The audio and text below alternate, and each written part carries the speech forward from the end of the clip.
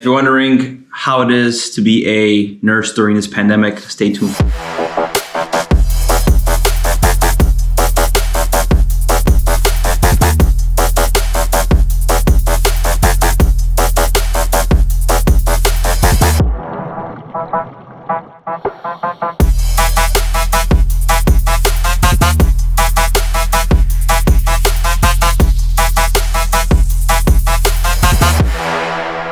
Morning, guys. We're finishing up our breakfast here. Today's plan is we're going to try and do a hike in Topanga. Matt and I are ICU nurses, so we're in a very high stressful environment here dealing with COVID. So today we want to devote some time for ourselves and do a little hike because we know the ICU definitely gets crazy. So this is our day to relax and kind of just kick it back a little bit. Especially being in California, stay-at-home order, lockdowns. It's stressful, to be honest. Like, it's not only physical, it's also mental. And this is a time that we take to do things for ourselves. So we're about to go do a hike. Chill, relax. PD got to work, I'm off, and I'm going to relax. So we got New Year right around the corner. Why not implement the self-care right now, right? Because towards the end of the year, everyone kind of slips off from their resolution, especially now with the whole COVID going on. It's a prime time for self-care. Do we always do it? No. Should we? Yeah. So this is us doing self-care, guys. Peace.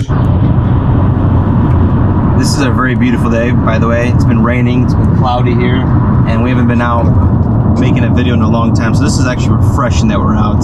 And work has been busy, just like we said earlier. And you might be asking, like, why? Well, everything that's going on just makes work so much stressful. Like the PPE we got to constantly put on and off. These patients, like, we're wearing PAPRs all the time. Like it's been it adds to the stress. Not including everybody's intubated and on pressors usually in the ICU. Like we're stacked, right? Maximum capacity in Cali. Like it's like the real frontline war, you would say, right? Yeah, this thing's been going on since March, and it's crazy how you guys look back at H1N1, it didn't affect as much people as this COVID-19. Like in a hospital, we're feeling it. All the small businesses are feeling it. Everything's still closed down. You guys realize it's December right now, and we're going into January, and stuff is still shut down. This has been going on since March, dude. Like this virus has been running rampant for it might be almost a year. It's probably gonna be a year. It's probably gonna be over a year. And Mr. Gates said, man, we're gonna lucky if it ends at the end of 2021. It's probably not, but in the beginning, when you guys look back at it, it was this giant scare because this COVID-19 was still kind of it was identified, but nobody really knew the structure of it yet. We knew it was a type of SARS, but we didn't know how it mutated, right? What the exact sequence was. So in the beginning, remember, guys, we were intubating everybody. It was basically if you came with COVID-19 symptoms and you were brought to the ICU, or you had symptoms of shortness of breath, had poor O2, high CO2, we would intubate you right away. Yeah. And that was actually shown to be very detrimental, right? And because they were showing that people that got the COVID-19 that were getting intubated weren't dying from COVID-19, they were dying because of the intubation, dude. Yep. So healthy people that were being intubated were being intubated for the wrong reason because we weren't sure what we were supposed to do. So these people were actually dying from being vented because we changed the vent settings, we were in all kinds of settings to put them on. We would give them pneumos, we literally damaged their lungs. Yeah, they had a lot of chest tubes. Right, and as humans we adapt, right? So if you have a machine breathing for you, your lungs aren't going to do the work themselves, right? Your body's going to stop doing it because someone's already providing it. So it's crazy to look at how research kind of goes. So the stuff that we're doing right now, this whole vaccine and everything they're pushing for right now for COVID-19 might not be the actual end result in the future. You might come up in a few months down the line and say, hey, maybe remdesivir wasn't the best choice. Maybe vaccines weren't the best choice. So it's crazy how to look back and how it has really changed from March. Science is literally happening the whole entire year. Things are changing. Specific drugs that we don't give anymore. We're giving research drugs. It's just interesting. Just like Peter said, now instead of intubating and venting these patients right away, we're doing high flows. We're proning a lot. Like the last shift we worked last night or two shifts ago, I think we had a total of 9 prones, and you're going room to room and you're flipping these patients on their back so they can expand their lungs better, and this is helping with ARDS, acute respiratory distress syndrome. So we're changing protocols as we're going, and in 3 months we might say, hey, you know what, this ain't working out anymore, we're doing this instead. So that's why it's probably cool watching, ICU vloggers, because it's happening in real time, guys. Yeah, it's hard. And like before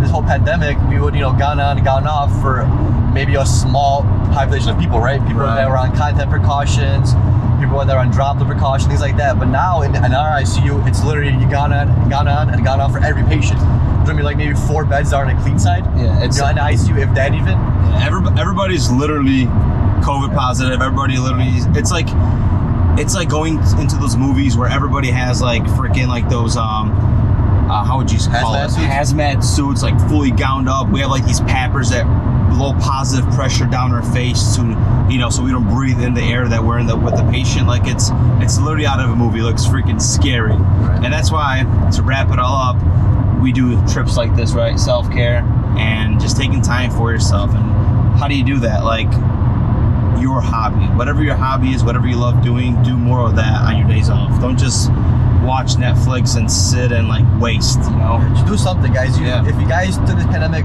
super seriously, I'm not saying it's not a serious issue. I'm saying if you guys are ones that literally stay home all day every day because you're scared of what might happen, just go outside, dude. Go outside and like give yourself some kind of freedom.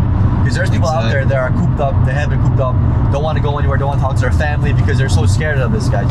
It is scary, but if you're in a lower risk category, like in your 20s, 30s, 40s, and you don't have a lot of comorbidities, if you don't have blood pressure medications, I know you might be undiagnosed hypertensive, a lot of people are, but if you guys are in the lower risk category, like feel free to still go outside. You don't have to be as aggressive as we were before, but it's still okay to go outside, do a trail, go hiking, spend some time with people. It's completely okay.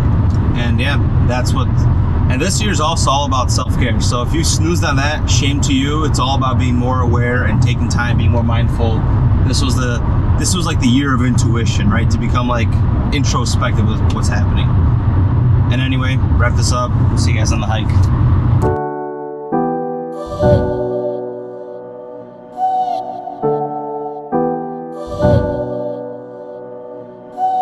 Just made it to Topanga State Park. There's some directions because there's a pandemic. First of all, this is of course no smoking. We gotta follow all these rules. We forgot our masks. We gotta go back home. Oh boy, I can't walk in nature. Isn't that silly? Like, come on, let me just breathe in some damn fresh air. There's no virus anywhere here. Like, this is where it's more about compliance and science. Wouldn't you say so? Science. Yeah, it feels good to breathe in and not have to have like the air in a hospital or a patient's room, dude. Yeah, I wear masks 12 hours a day during a damn shift. Like, the smell of nature is refreshing because you know what? We're not cleaning a patient. Doesn't smell like poop sometimes. We do a lot of poop. No COVID butt out here. No COVID butts out here. Good vibes, good vibes. Wow.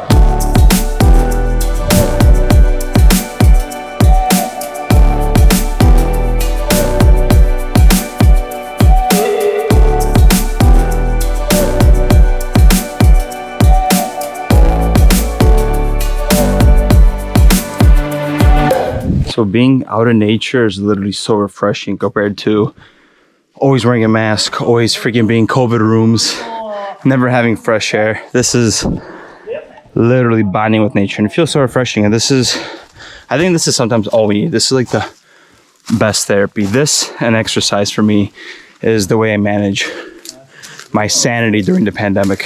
And if you're wondering how the pandemic is, lose my breath. A lot of ventilators at the hospital. A lot of CRTs, meaning continuous renal replacement therapy. So machines that are dialyzing the kidneys, ECMOs, which are bypass for the blood. Like, we don't know what's going on with this disease. We literally have patients that are getting CO2 taken out of their blood, O2 being placed into the blood, being transfused, yet they cannot get oxygen. It's like they're drowning. It's like a wet lung. It's a crazy disease, and we think it's not just pulmonary. We think it's maybe potentially also like hemolytic, where it might be affecting the RBCs for some reason, the red blood cells. We don't know. And that's what's beautiful about science, right? We're just learning. All right, my turn to climb.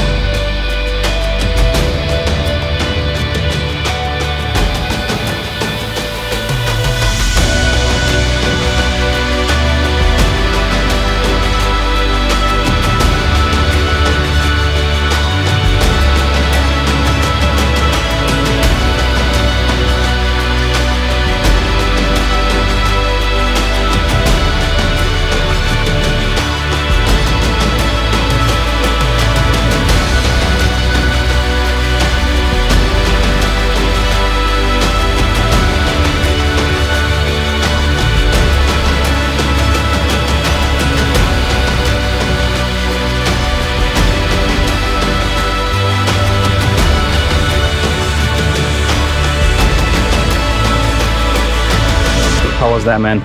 Dude, a lot more intense than we thought. Dude, we got off a little bit of the trail, hit like a nice steep hill, climbed it, and it was pretty intense. Got a couple of scratches, a couple of bruises, some working signs. There was some blood there.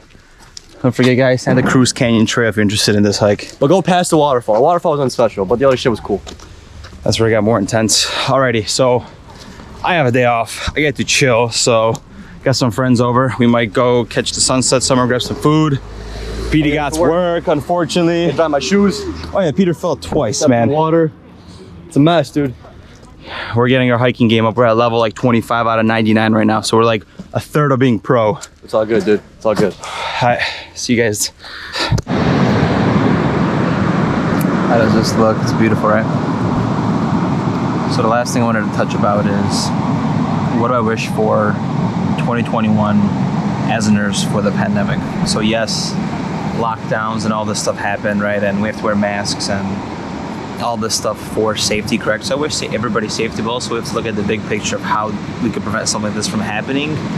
And one thing we have to realize that looking at research, the two biggest things is lifestyle and exercise. It's known to prevent a lot of things and chronic illnesses and diseases, which we see a lot in the hospitals. These patients are coming because they're healthy, right? They have diabetes, they have hypertension, they have high cholesterol. So one thing I wish is for you guys to change your eating habits and lifestyle, because disease runs in the family because eating habits run in the family. Diabetes isn't passed on based on some genes like most people told you and doctors tell you. It's really just eating habits, right?